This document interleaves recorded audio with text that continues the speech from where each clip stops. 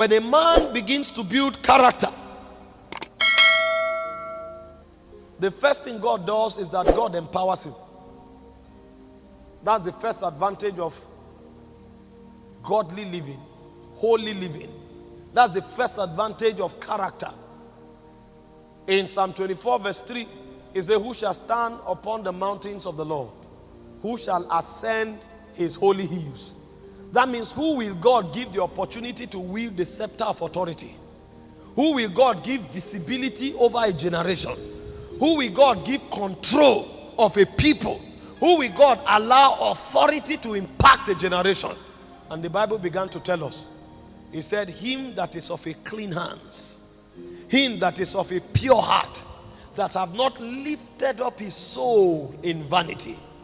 That means, if your hands are not clean, if your heart is not pure, if your heart is not in brokenness and humility, it says God will be the one resisting you. That is why you may have all the creativity, but nobody will know you. That is why you have all the words, nobody will know you. That is why you have all the invention, nobody will take advantage of it, because it said, if it's God, for God to exhort you over a generation, for God to give you authority over a generation, what God looks at is not what you can do, it's who you are. Is your hand clean? Is your heart pure? Is your soul lifted up in vanity? If all of these credentials are there, then God will exhort you over his hills. And remember what happens to a man that God have ascended or caused to ascend over his hills. What did the Bible say?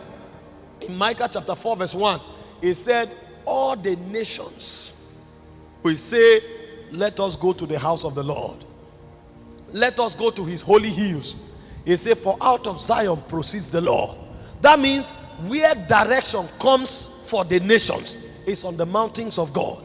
And so the man who is on the mountain of God gives direction to the nations. He influences the nation. He inspires the nation. He tells the nations what to do. But who is the man that God will give the opportunity to stand on his holy mountains? Is the man that is of a clean hands. It's a man that is of a pure heart. So if you want to have authority to influence a generation, you want to have authority to influence a nation, what you should focus on is not God lift me. It's actually God purify me. Because if you are purified, there is one place God will keep you. It's upon the holy mountains of God. And if you're on the mountains of God, the nations of necessity will seek you, because you will be the one to give them direction. The Bible said God exalts the humble, but he said he resists the proud. He resists the proud. He giveth grace to the humble. What does grace do? Grace comes to cause you to stand out. It can come in form of wisdom. It can come in form of creativity. It can come in form of empowerment. That's what it means to stand on the mountain of God. There are many people today who are wondering why they have such a golden voice, yet nobody hears them. Because they have not been exalted. There are many people today that have 1,001 ideas that would have changed their world, but everywhere they submit their proposal, it is trashed. And they are wondering, why would these doors not open? Why would these opportunities not be given? Because God will not exhort you. God will only exhort you when your motives are pure. God will only exhort you when your hands are pure. So quit the wrong prayers. You have been praying for 10 years. Open doors for me. You have been praying for 10 years. Exhort me. And the Bible is telling you, the man that will stand upon his holy hills is a man with a pure hands. Is a man with a clean heart. So what you should start praying now is, Lord, purify me. Lord, purge me. Did you not read in 1 Timothy chapter 2 from verse 18? It said, if a man purges himself, it said that man is meet and qualified for the master's use. That means when your life is full of garbages, the focus of God is not your exhortation. The focus of God is actually your purification. Because if God exhorts you in error, you are finished. Did you not read about Adam? God created Adam to rule over the whole earth. In fact, when God blessed Adam, he said, have dominion over the birds of the air, the fish of the water, and everything that creepeth upon the face of the earth. The moment Adam defied himself, God drove him out of the garden and sent him into obscurity. Why would God send a man designed to rule over the earth into obscurity? Because if that man is exalted in error, he will be eternally condemned. There are most of us today that the level of money we should handle, God himself is the one stopping us from handling it. Because if we handle that money today, it will fester our corrupt nature, and a point will come we will never be redeemed again. Most of us, the ideas we have today, the president of nations are supposed to come for it, but God will insist it doesn't happen, because if that level of influence comes, we will never be recovered again. We will be so lost that even if the whole power in heaven were to be channeled in our direction, we will be beyond recovery. So what God will do is that he will keep those doors waiting for the day that you are purified. And the day you are purified, like the twinkling of an eye, things just changes, and you are wondering, is it so easy for me to have a breakthrough? Yes, it's that easy, but it is difficult for you to be transformed. That's why God faced the difficult part first. The moment your transformation is ensured, your change comes to you by free course. Believers focus on the wrong things. You have not been able to deliver yourself from the influence of clubbing, and you are telling God to empower you so that you will build a club in your own house. You have not yet been delivered from the influence of womanizing. You are telling God to breed upon this your idea to become a global vision, so that you start camping Brazilian ladies, Turkish ladies, Ethiopian ladies. You will travel for 1 year, they will not see you. The next time you return, your first son will be in Congo, your second son will be in Italy, your third son will be in Ethiopia. And at the end of the day, you empower all of them, and they bring chaos into the world. God has seen the end. His name is Alpha Omega.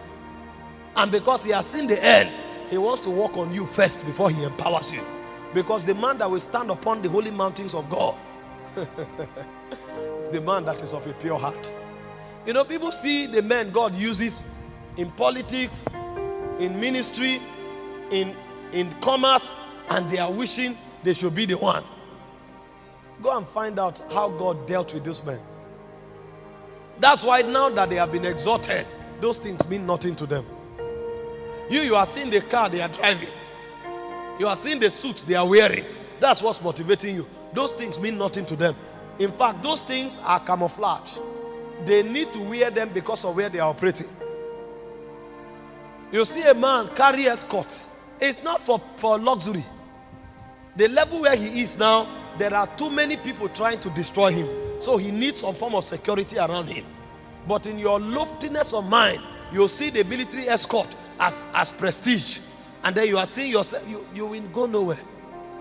When you meet that man, what troubles him night and day is how the lives of people will be changed. When you see him come up with an invention, it's not because he's looking for money. He's thinking of better ways of improving the lives of people. And the more he thinks on these things, the more ideas come to him.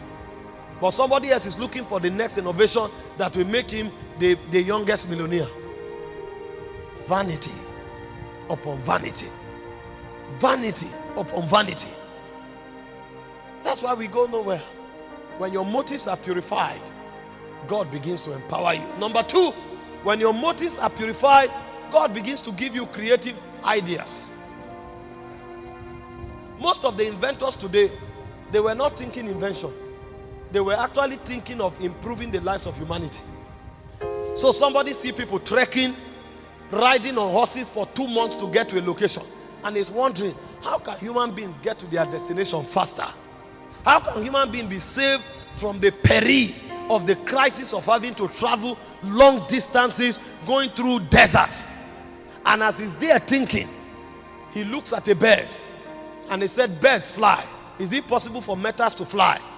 And on the strength of that, ideas began to come. What he's trying to deal with is the problem of transportation, not just to be called another inventor. And as those things burden him, it triggers into creativity. But you will never think like that until you are purified. Because if you are not purified, you will keep thinking self. And the more you think self, the smaller you become.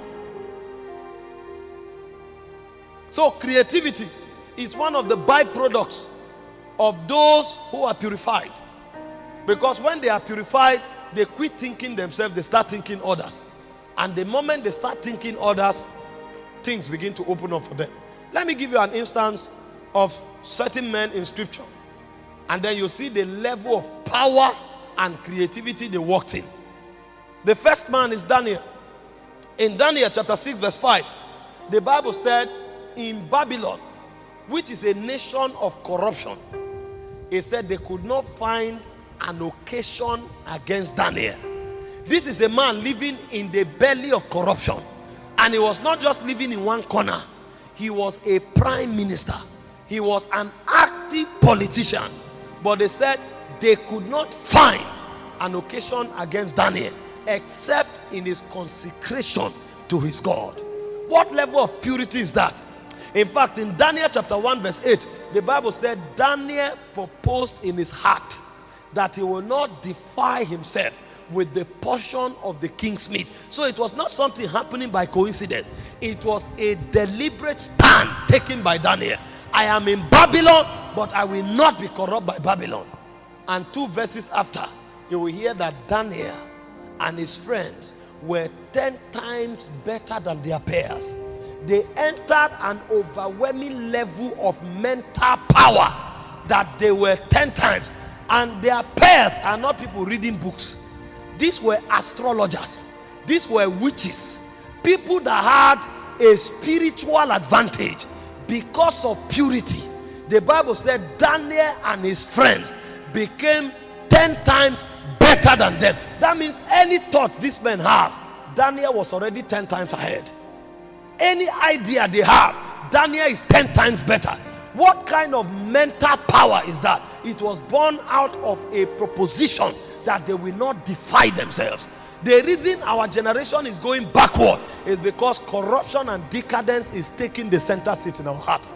Have you not noticed? Go to the universities today, you hardly find people having breakthrough in different aspects of science, in different aspects of education. Why? Because our campuses today is being replaced by fornication and immorality. So the kind of mental power people had in those days is no longer there. Have you found any student who clubs, fornicates, come out with an A? You can't do it. It eats your soul. Paul said, flee youthful lust that wages war against your soul. It kills your mind. But when you begin to consciously live a pure life, your mind starts being empowered. Daniel is a graphic example in scripture. And he was not just creative. This guy ruled Babylon, and Bible history will let us know that he was relevant to the government of Babylon for 65 years. He saw 4 different kings rise and fall. What kind of authority is that? And it's not like the Bible told us that this guy was specially gifted. We were only told that he refused to defile himself. We were only told that he committed himself to God in prayer. And suddenly, the king could do nothing without Daniel. In fact, a point came, the Bible said the king thought to himself to make him president over all the realms. If you begin to give attention to purifying yourself and refusing yourself to be defiled, you will be shocked the level of inventive power that will come to you, because a lot is tied to your purity. Praise the Lord. It's beyond just coming to church and receiving impartation and falling down. If you keep your vessel, you become a junction of inspiration. God will load you with inspiration. Angels will load you with inspiration. You will see creativity in everything. And nothing empowers a man like wisdom. Solomon was wise, and he was so powerful at the same time. Because with wisdom comes power and influence.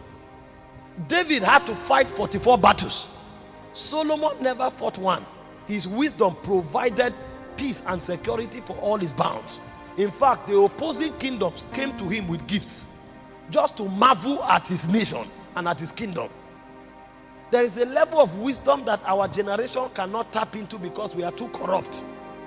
And there's a level of influence we will not have except as that wisdom comes to us. Look at our world today. They talk about energy. They are godless people. They talk about computer creativity. They are godless people. But it was not so in the beginning. At first, all the inventors, all the wise men came from the church. What has happened to the church? Because we have taken purity to the backstage. And the more the church grows in corruption, the less their wisdom grows. The owner of Microsoft is not a Christian. Enter the crypto world today, the leaders are not Christian. They are talking about transportation, going to the moon. It's people like Elon Musk that are powering it. The direction the world is going, it looks as if the church is oblivion to it. The world finance is turning from physical cash to cashless policy to electronic money. And the people heralding it, they are not from the church. And at the end of the day, we fight it. After 10 years, we come back to use it.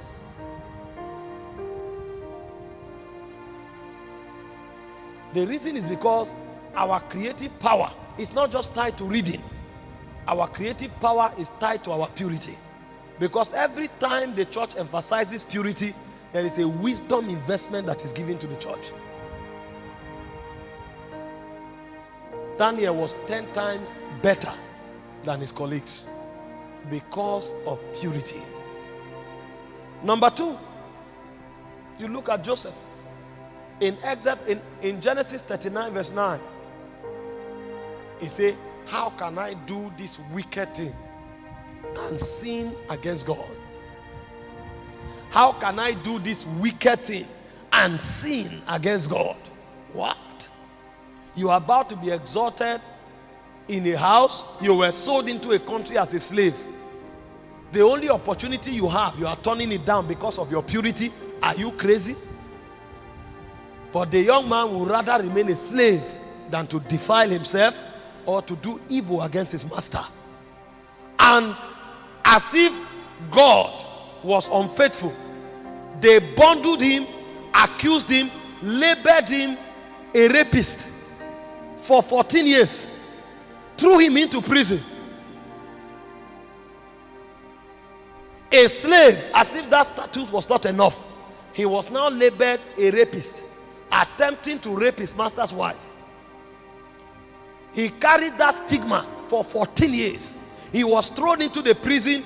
Nobody cared about him, but he would rather keep his purity. Even if he lost everything, he will not lose his purity. And something happened in Psalm 105 from verse 17. The Bible said, until the time that his word came, the word of the Lord tried him. He said the king sent for to lose him, even the ruler of the people.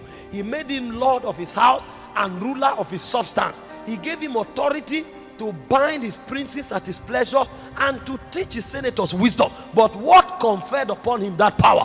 When the king sent for him, I had a dream. What does your dream mean? He interpreted the dream by the instrumentality of a gift that God gave him.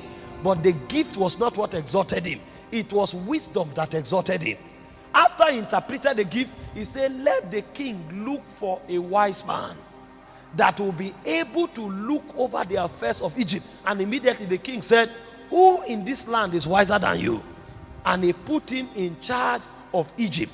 Where did that wisdom come from?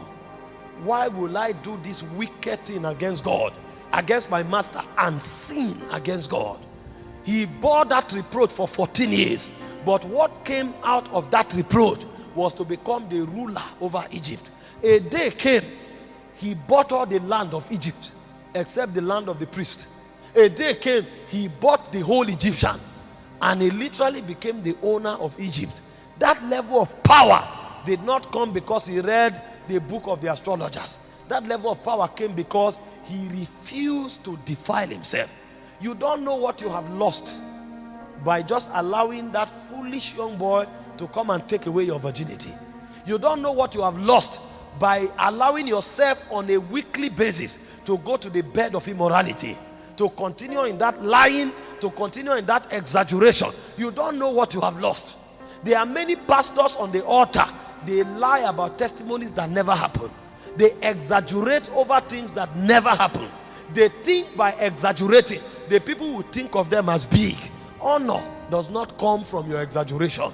He said promotion does not come from the south, nor the east, nor the west. He said promotion cometh from the Lord. When you stay pure and keep yourself humble under God, when God decides to shift you, even your enemies will be compelled to serve you. The wealth of purity have not been revealed to the church.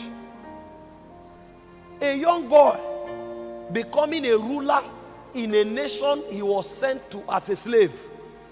What human connection can turn a slave to the second in command? Pharaoh himself said, you are answerable to no one except me and the throne. Even the Potiphar that bought him became his steward. What human connection can confer that? Somebody will live here today and pay the price to purify his or herself. You may not know what you've lost. There are many ideas in your spirit that will never be crystallized because your impurity is fighting your creativity. And as it fights your wisdom, fights your creativity, it's fighting your influence. People are not exhausted. Do you think God helps us? Do you think God helps us just because we preach good messages? What are we preaching that have not been preached? What are we preaching? Go online and find out the stuff that is on the internet. The teachers that have walked through this world and their messages have been preserved. Go on the internet, you will be shocked. Sit down and listen to Zach Punen. Listen to Derek Prince. Sit down and listen to David Paulson. Go and sit down and listen to some of these guys on the internet, Madame Guyon. Go and hear what they have preached. Go and listen to Robert Law. And you will find out that our generation have not even started reading the Bible. Go and listen to Watchman Nee. And then you will know you didn't come for a meeting because of message. If it's about message, there are technocrats, biblical technocrats, that have stuffed the internet with materials. You think God exalts men because they are preaching a message that has not been heard? When a man walks in purity, God literally puts his dread upon him. The people will reverence him, they won't know why. They will honor him, they won't know why. Sometimes you are listening to the message, you can't even take any note, but you cannot but listen because God has put something there. You don't know what you are missing by allowing yourself to be defiled.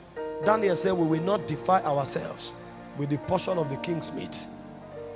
Joseph said, I will not do this wicked thing and sin against God. The end of such men usually is greatness. Did you notice that both of them were slaves? No human connection, no advantage. They were not even in their own country. They were sold as slaves to foreign lands. But in those foreign lands, without human connection, purity guaranteed them the highest place in those nations because they stepped into wisdom that nobody had. In fact, the queen herself testified concerning Daniel. He said, in him is the spirit of the holy gods. He said, light and understanding, excellent wisdom is found in this Daniel. He said he has the ability to dissolve doubts and to explain hard sentences. That's a queen giving record about a man who is supposed to be a slave. Don't allow the devil rob you of your inheritance because of those evil desires.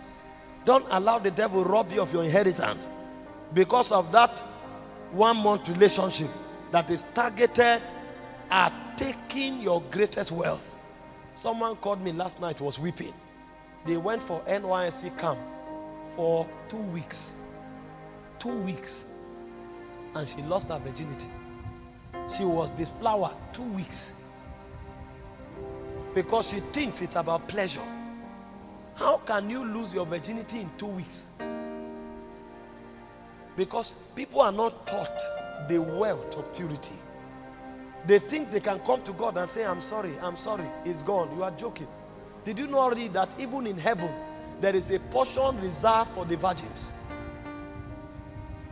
It's not about forgiveness. God will forgive you, but you will never become relevant in this kingdom. He said the heir, so long as he's a child, is not different from a servant, even though he's Lord of all. God will place you under tutors and governors until what ought to be done is done. His mercy will forgive you, but his justice system will never allow you to be exalted. Because when you do, you will lead others into iniquity. Too important. Too important. Too important. Too important. The life of God is in you. The wisdom of God is in you. The glory of God is in you. But can you let your light shine? One of the ways to let your light shine is like Paul. Bring your body under subjection so that God can glow through you. You don't know we are in a world of darkness. I was sharing with God's servant yesterday. In Isaiah 60 verse 1. He said, you arise, shine. It's your responsibility to arise. God won't lift you up. He said, you arise, shine. That means if you don't arise, you can't shine. Your shining is tied to your rising up. And one of the ways to rise is through purity. He said, for your light is come. That means your light can come, yet you are not shining. Your prophetic word has come, but you are not shining because you have not arisen. And he said, there is darkness upon the earth and upon the people. He didn't say darkness, he said gross darkness. That darkness is why people cannot but live in iniquity. But a generation will rise that will beat their body and bring their body under subjection. A generation will rise that will purge themselves so that they are worthy vessels in the hands of God. God has visited us in this conference. There have been impartations, there have been healings, there have been power release, but there is one more thing that God needs to do for us. We need to present our hearts before the Lord and hold on to the horns of the altar this morning and tell the Lord, every area of defilement, Father, purge me. I want to walk out of this conference and take a turn in righteousness, holiness, purity, and sanctification. I know my tongue has become an instrument of lies. I know my eyes have been gazing on iniquity. I know my soul has been lifted in vanity. My body has been defiled. But Father, let your fire that purifies, purify me this morning. And give me the opportunity to do it again. This time, by grace.